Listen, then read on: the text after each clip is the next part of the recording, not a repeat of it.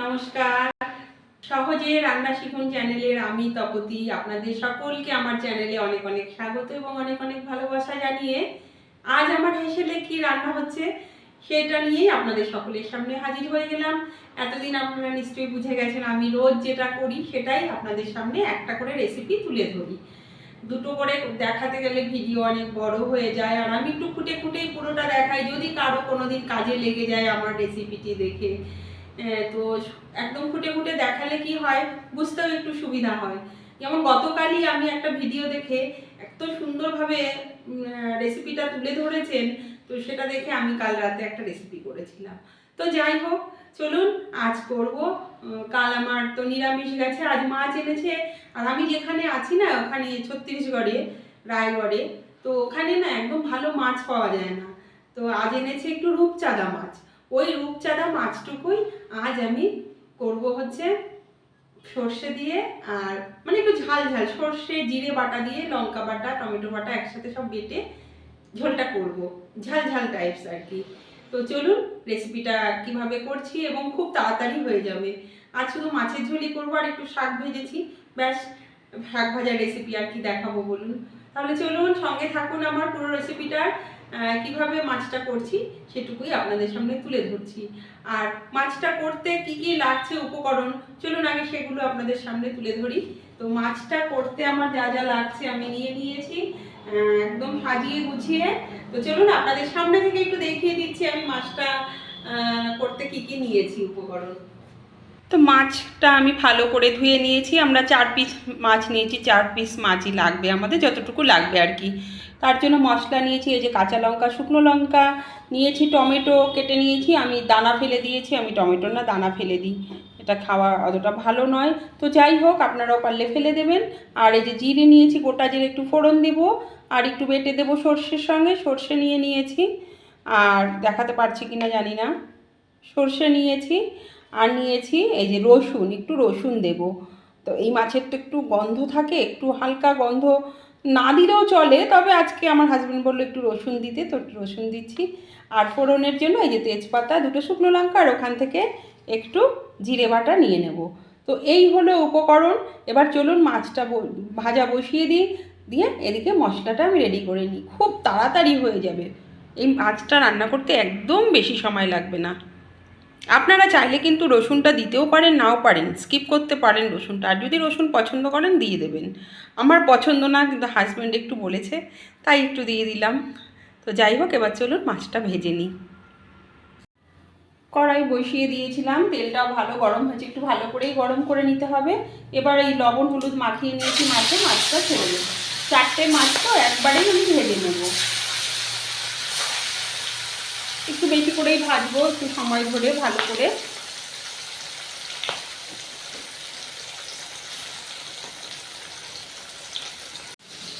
মাছটা কিন্তু এক পাশ ভাজা হয়ে গেছে, এবার আমি উল্টে দেবো মাছটাকে।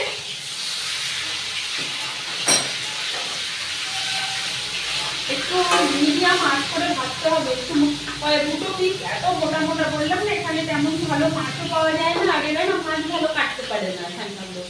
তো যাই হোক, সব জায়গায় সব কিছু মানিয়ে নিতে হবে, তাই না? তো ছেলের কর্মসূত্রে এখানে রয়েছি, বাড়ি গেলে আবার বাড়ির ভিডিও অবশ্যই আপনারা দেখতে পাবেন। আমার হেসেলে এখানে যখন থাকবো, আমার হেসেলে যেটা হবে সেটাই আপনাদের সামনে তুলে ধরবো। তাহলে মাছটা একটু ভাজা ভাজা হোক, একটু কমিয়ে দেবো, কারণ ভালো করে একটু হতে হবে তো। আর এইখানে মশলাটা রেডি করে নিচ্ছি। মশলাটা এদিকে মাছটা ভাজা হলেই তো মশলাটা দিয়ে দেবো। তো মশলাটা রেডি করে নিচ্ছি, চলুন। এই যে মশলাটাই থালাতেই রয়েছে, এখান থেকে কন্টেনারে নিয়ে নেব।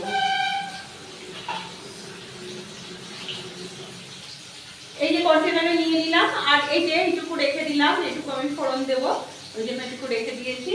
তাহলে চলুন এবার আমি মাছটা কিন্তু আমার 2 পিঠই খুব সুন্দর, এই পাশটা তো হয়েছেও, এই পাশটা খুব সুন্দর লাল লাল করে ভেজে নিয়েছি। এবারে মাছটা আমি তুলে নেব।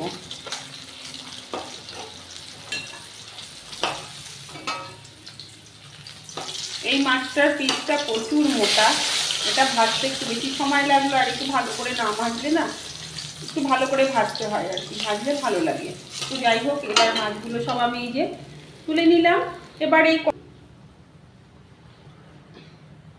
মাছটা তুলে নিলাম। এবার কড়াইতে তো তেল রয়েছে, তার ভেতরেই অল্প পরিমাণে তেল দেবো। আমি ভাজার সময় একটু বেশি করেই তেল দিয়েছিলাম। তো তেল দিয়ে দিলাম। এবার আমি ফোড়ন দিয়ে দেবো। তেলটা তো গরম আছে, কড়াইটাও গরম আছে, সমস্যা নেই। এবারে ফোড়ন দেবো। আর এইদিকে কিন্তু এই যে মশলাটা আমি এইরকমভাবে একদম পেস্ট করে নিয়েছি, খুব সুন্দর করে এভাবে পেস্ট করে দেবেন। এবারে প্রথমে দিয়ে দেবো তেজপাতা, তারপরে দিয়ে দেবো শুকনো লঙ্কা, এবারে দিয়ে দেবো গোটা জিরে।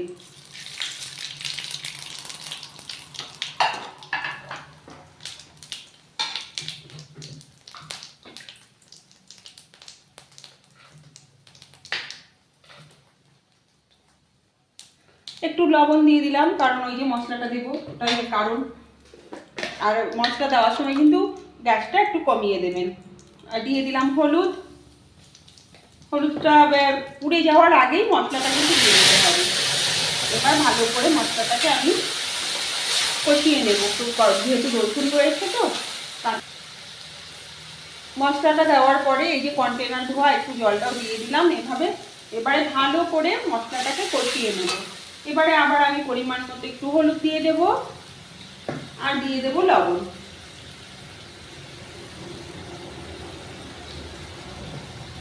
এবারে মশলাটা ভালো করে কষাতে হবে। মশলাটা কিন্তু ভালো করে কষাতে হবে। মশলা যত কষা ভালো হবে তত কিন্তু যে কোনো রান্নার কিন্তু টেস্ট দ্বিগুণ হয়ে যায়। দেখুন তেল ছাড়তে শুরু করেছে, আমি কাছ থেকে নিয়ে আপনাদের একটু অবশ্যই দেখাচ্ছি। দারুণ হয়, দারুণ। মশলা যত কষা হয়, আর সবসময় গরম জল, যে কোনো রান্নাতে আমি একটু গরম জল ব্যবহার করি। আপনারাও একবার করে দেখবেন, দেখুন সত্যি বলছি খুব রান্নার ভালো হবে, টেস্টফুল হবে। আর অনেকে না, আমি বলি একটা কথা, অনেকে হয়তো ভাবছেন যে সর্ষেটা কেন এত কষিয়ে নিচ্ছে, অনেকে সর্ষেটা কাঁচা দিয়েই নামিয়ে নেয়, কিন্তু আমরা ওটা খেতে পারি না। আমি প্রথমেই বলেছি যে আমি আমার মতো করে আপনাদের সামনে উপস্থাপনা করি। আপনাদের যদি ভালো লাগে অবশ্যই বাড়িতে করে খেয়ে দেখবেন। তো মশলাটা এখন আরেকটু কষবে, অনেকটাই কষে গেছে। এখন এই অবস্থায় কিন্তু আপনাকে হাত একদম থামানো যাবে না। হাত থামালে কিন্তু মশলা একদম নিচে লেগে যাবে, আর পুড়ে গেলে তো একদমই ভালো লাগে না। কোনো জিনিস যদি একদম নিচে লেগে যায় না, কোনো তরকারি, তাহলে কিন্তু খেতে কোনো স্বাদ লাগে না, তাই না? তো এরকমই এখন খুব নাড়াতে হবে এটাকে। চলুন আপনাদের কাছ থেকে দেখাচ্ছি। খুব সুন্দরভাবে কিন্তু মশলায় তেল ছেড়ে দিয়েছে, তেল ছেড়েছে, তাই না? এরকম তেল ছাড়বে, যত কষা হবে তেলটা ছেড়ে যাবে। দেখুন খুন্তিটা উঠিয়ে দিচ্ছি, খুব সুন্দরভাবে মশলা কষে যাচ্ছে, তেলটা ছেড়ে দিচ্ছে। এবার একটু কষে গেলে মাছটা ছেড়ে জল দিয়ে দেবো। এই যে কড়াইয়ের নিচে মশলাটা এরকম লেগে যাচ্ছে না, তলায় ধরা হয়ে যাচ্ছে, তখনই ভাববেন কিন্তু একদম মশলাটা কষে গেছে। আমি কিন্তু এবারে এখানেই মাছটা আমি দিয়ে দেবো, এটার উপরে ঝোল দেওয়ার আগে। ব্যাস, মাছটাও দিয়ে দিলাম। সুন্দর একদম মাছের সঙ্গে মশলার সঙ্গে একদম মিশে গেল।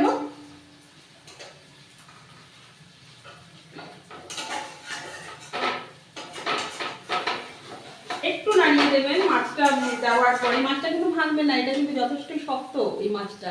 দেখুন না, দিচ্ছি তবু কিন্তু ভাঙছে না। তো একটুখানি এইরকম ভাবে মিশিয়ে এবারে আপনারা জল দিয়ে দেবেন।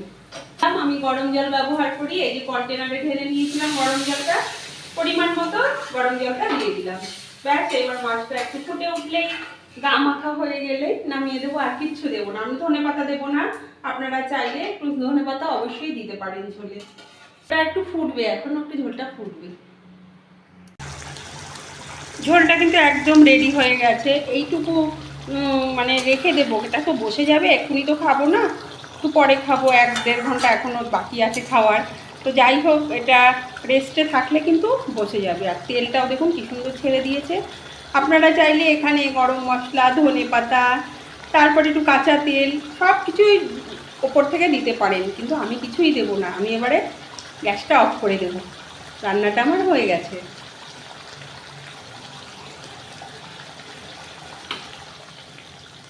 অফ করে দিলাম, নামিয়ে নেব। নামিয়ে নিয়েছি। কেমন হয়েছে অবশ্যই কিন্তু বলবেন, হ্যাঁ, কমেন্ট করে। আর এইভাবে তো একদম মাছের ঝোল করে, শাক ভাজা করে, থালা সাজিয়ে মানে প্লেট সাজিয়ে চলে এলাম আপনাদের সকলের সামনে। তো আর ছিল একটু, যে বললাম একটু শাক ভেজেছি, আর এই যে মাছের ঝোলটা এভাবে 2 পিস মাছ নিয়ে নিয়েছি, আর সঙ্গে শসা, লেবু, লঙ্কা, এইভাবে আমি প্লেটটা আর কি সাজিয়ে নিয়েছি। তো এভাবে মাছের ঝোল করে গরম গরম ভাতের সঙ্গে খেয়ে কিন্তু কমেন্ট করে বলবেন। ভালো লাগলে আমার চ্যানেলটি আপনারা সকলে সাবস্ক্রাইব করে রাখবেন, সকলকে দেখার সুযোগ করে দেওয়ার জন্য একটু শেয়ার করে দেবেন, একটা লাইক করে যাবেন। আবার আগামীকাল আমার হেসেলে কি হচ্ছে নিয়ে হাজির হয়ে যাব আমি তপতি আপনাদের সকলের সামনে। ততক্ষণ থাকবেন, সুস্থ থাকবেন, সাবধানে থাকবেন। আর যারা ধৈর্য ধরে এতক্ষণ ভিডিওটি দেখেছেন সকলকে জানাই অসংখ্য ধন্যবাদ। নমস্কার।